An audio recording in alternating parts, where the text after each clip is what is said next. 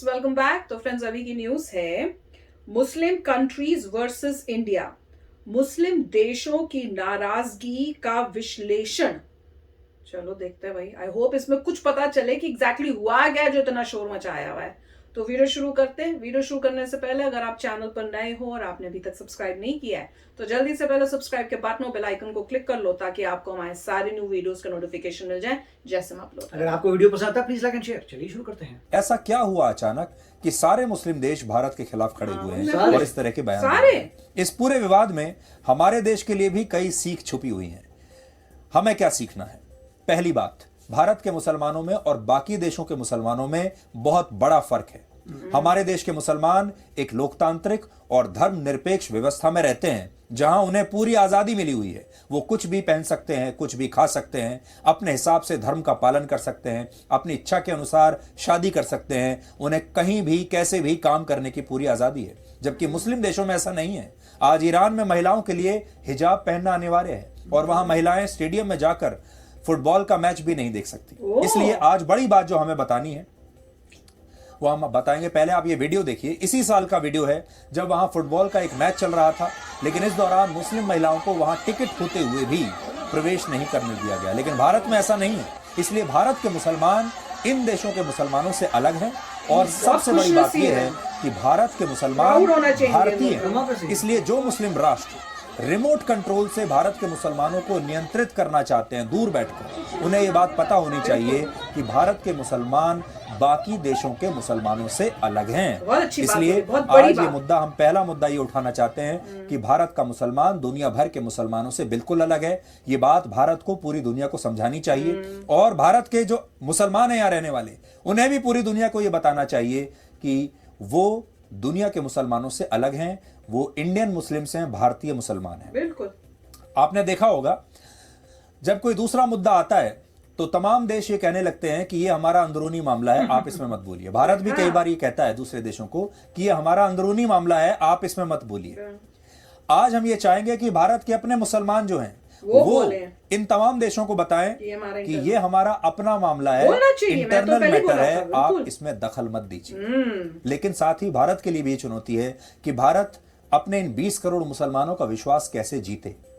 आज अगर ये एक्शन पहले हो गया होता, कुछ दिन पहले, इन देशों का ये मुद्दा उठाने से पहले, तो शायद भारत का जो मुसलमान है उसे ऐसा लगता, ऐसा इंप्रेशन जाता कि वाकई उनकी बात यहां पर सुनी जा रही है। इसलिए भारत के मुसलमान को कटने नहीं देना है, उन्हें अपने ही देश के साथ जोड़कर रखना है। यह भारत के लिए एक चुनौती है। दूसरा, इंडोनेशिया और पाकिस्तान के बाद भारत में तीसरी सबसे बड़ी मुस्लिम आबादी रहती है। हमारे देश में 20 करोड़ मुसलमान रहते हैं और इस लिहाज से भारत इस्लाम धर्म के सबसे बड़े अभिभावकों में से है। इसलिए जो देश खुद को इस्लाम धर्म का इतना बड़ा चैंपियन बताते हैं, उन्हें यह बात हमेशा याद रखनी चाहिए कि भारत में उनके देश से कहीं ज्यादा मुसलमान रहते हैं। इसलिए भारत भी मुस्लिम अधिकारों का और इस्लाम का चैंपियन बन सकता है। और भारत, इन सारे देशों में भारत अकेला ऐसा देश है जो कि सेकुलर है और लोकतांत्रिक है। तीसरी बात, आज भारत के जो मुसलमान हैं उन्हें अंतर्राष्ट्रीय समर्थन मिल रहा है। हर बार मिलता है, ऐसा नहीं कि आज ही मिल रहा है। भारत के मुसलमान जब भी कोई मुद्दा उठाते हैं उन्हें तुरंत अंतर्राष्ट्रीय समर्थन मिलता है। सबसे पहले इस्लामिक देश उनके साथ आकर खड़े हो जाते हैं, फिर अमेरिका जैसे देश भारत की आलोचना करने लगते हैं, यूरोपियन यूनियन भी हमारे खिलाफ हो जाता है और इन मुसलमानों का साथ देता है जो हमारे देश में रहते हैं। संयुक्त राष्ट्र जैसी संस्थाएं भी हमारे देश में रहने वाले मुसलमानों के मानव अधिकारों की बातें करती हैं। लेकिन इस तरह का समर्थन भारत में रहने वाले हिंदुओं को कभी नहीं मिलता। हमारे देश में अगर किसी हिंदू की हत्या हो जाए, हिंदू पर अत्याचार हो जाए, जैसे कश्मीर में, ना तो इस्लामिक देश कोई बोलता है, ना अमेरिका जैसा देश बोलता है, ना यूरोपियन देश बोलते हैं। यानी बड़ी बात यह है कि आज भारत में रहने वाले 20 करोड़ मुसलमानों को पूरी दुनिया से समर्थन मिल रहा है, खास तौर पर मुस्लिम वर्ल्ड से समर्थन मिल रहा है। लेकिन हमारे देश में रहने वाले 100 करोड़ से ज्यादा हिंदुओं को कहीं से भी कोई अंतर्राष्ट्रीय समर्थन नहीं मिल रहा है। इसलिए भारत के हिंदुओं को आज इंटरनल सपोर्ट, यानी अपने देश के अंदर लोगों के समर्थन की आवश्यकता है। और आज हमारे देश का जो हिंदू है वो शायद इस बात को महसूस कर रहा है कि अब उसे ना तो बाहर से समर्थन मिल रहा है ना अंदर से मिल रहा तो है। कभी भी नहीं मिला है। चौथी बात, इस घटनाक्रम का असर भारत के लोकतंत्र और अभिव्यक्ति की आजादी के अधिकार पर भी पड़ेगा। सोचिए, जब टीवी डिबेट में दिए गए एक बयान पर इतना बड़ा अंतरराष्ट्रीय विवाद खड़ा हो गया, तो ऐसे में भारत में जो लोगों को अभिव्यक्ति की आजादी का अधिकार मिला हुआ है उसका क्या होगा। और पांचवा पॉइंट यह है कि आज जिस प्रकार से हमारे देश के बहुत सारे हिंदू इस मामले में मुसलमानों का साथ दे रहे हैं, इस बात को आप ध्यान से समझिएगा। यह पूरा मुद्दा असल में इस्लाम की आस्था से जुड़ा हुआ था और जो हमारे देश के जो मुसलमान हैं वो आहत हुए। इस मुद्दे को उठाने वाले कौन लोग थे? मुसलमानों के साथ साथ हमारे ही देश का एक वर्ग जो हिंदू है, वो मुसलमान नहीं है, उन्होंने भी मुसलमानों का साथ दिया। हमारे देश के वो तमाम पत्रकार, तमाम बुद्धिजीवी, विपक्षी नेता सारे मुसलमान तो नहीं है, वो हिंदू हैं। हिंदू होकर भी अपने देश के मुस्लिम भाइयों का साथ दे रहे हैं, इसलिए ये मुद्दा इतना बड़ा बना। यही मुद्दा क्या है? हमारे देश के मुसलमानों को भी अपने हिंदू भाइयों के लिए करना चाहिए। आज आप देखिए, जब मुसलमानों पर कोई अत्याचार होता है, चाहे सही हो या गलत हो, हमारे ही देश के हिंदू उनके समर्थन में खड़े हो जाते हैं, अपनी सरकार के विरोध में खड़े हो जाते हैं, अपने देश के विरोध में खड़े हो जाते हैं। लेकिन क्या कभी ऐसा होता है जब किसी हिंदू पर ऐसा अत्याचार हो तो हमारे देश के जो मुसलमान हैं वो भी उनके साथ मिलकर खड़े हो जाएं? ये बात हमने पिछली बार भी कही थी कश्मीर के मामले में कि कश्मीर के जो कश्मीरी मुस्लिम हैं उन्हें इस बार अपने हिंदू भाइयों का साथ देना चाहिए। वो काम नहीं करना चाहिए जो 1990 में हुआ था। तभी इस देश में धार्मिक सौहार्द कायम रहेगा। बिल्कुल। आपने खुद इन लोगों को इनकरेज किया, आप खुद इनको अपनी छत्रोछाया में रखते हैं और इसीलिए हम आज देख रहे हैं कि हमारी फॉरेन पॉलिसी टैटर्स में है और हमारी बेइज्जती पूरे विश्व में हो रही है। सब कह रहे हैं मगर आप रुकना नहीं चाहते देश के प्रधानमंत्री, और बोलते फ्रिंज। कहां का फ्रिंज है? नेशनल स्पोक्स पर्सन फ्रिंज होता है क्या? बताइए आप। 10 दिन के बाद आप रिएक्ट करते हैं और हम पुकार रहे हैं, कह रहे हैं कि एक्शन लीजिए, नहीं लेंगे आप।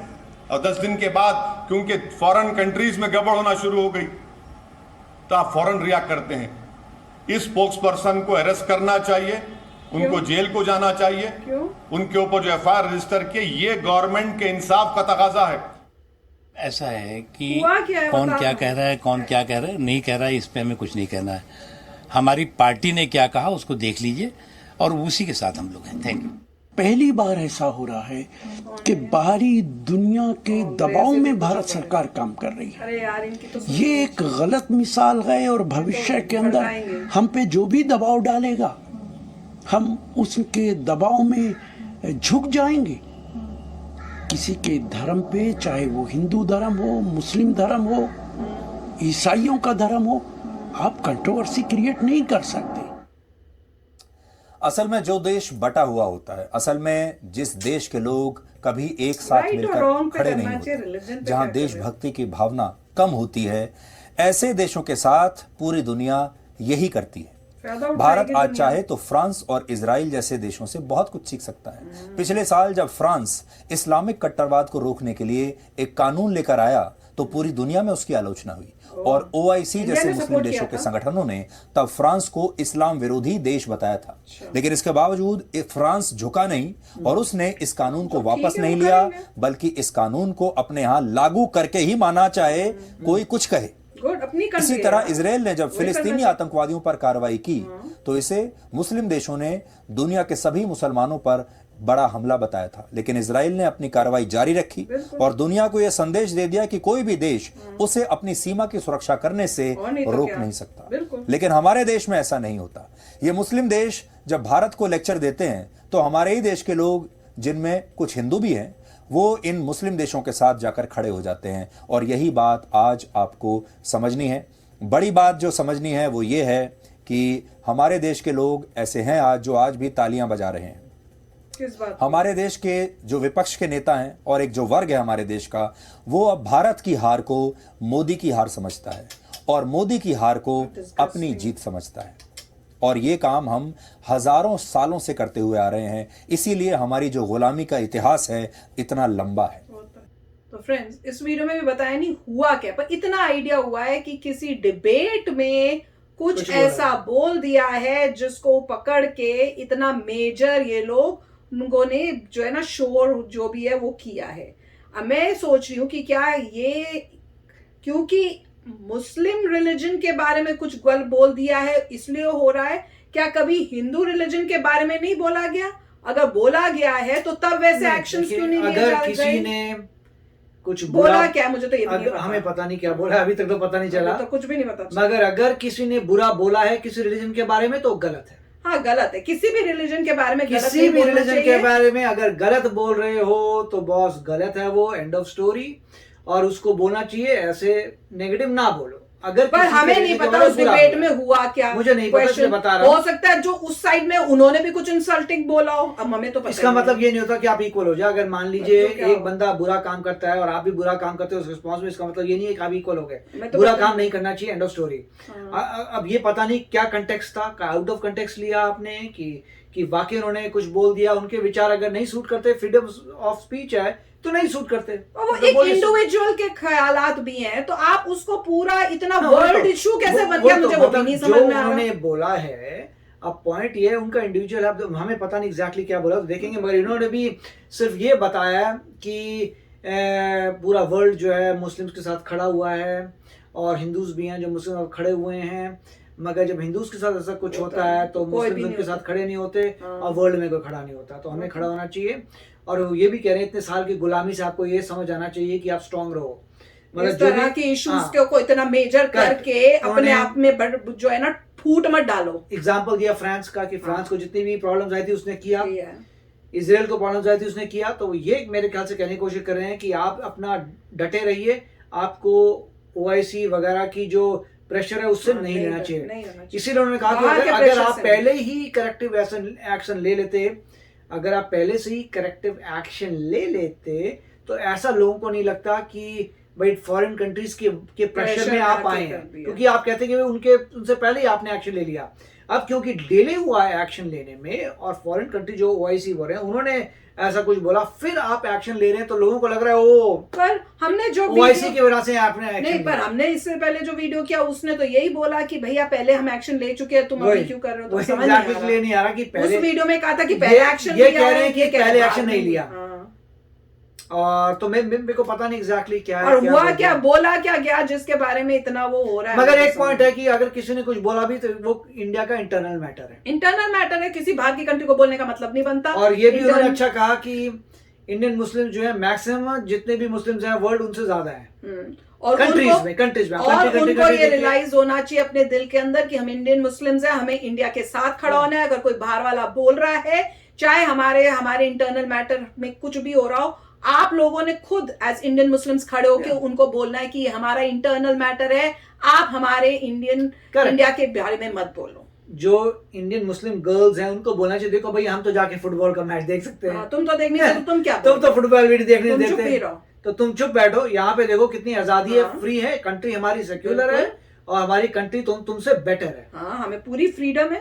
तो सोचने की बात है और ये सब समझने की बात है कि मिलजुल के रहना ही द बेस्ट है, अपनी पूरी कंट्री को आगे बढ़ाना। और इस सिचुएशन में जो फायदा उठाने की कोशिश कर रहे हैं और गवर्नमेंट के पीछे पड़ रहे हैं या इंडिया का मजाक उड़ा रहे हैं, जो भी है, उनके चेहरे पहचानो और समझ जाओ कि वो कंट्री के अगेंस्ट हैं, दुश्मन हैं। तो चलो फ्रेंड्स, चलते हैं, मिलेंगे नेक्स्ट वीडियो में बहुत ही जल्द। Till then take care and bye bye. तो अगर आप मेरे इस चैनल पे नए हो तो जल्दी से सब्सक्राइब के बटन को हिट करो और बेल आइकन को क्लिक करो ताकि आपको मेरा जब नया वीडियो मैं लगाऊं आपको उसके बारे में जल्दी से पता चल जाए।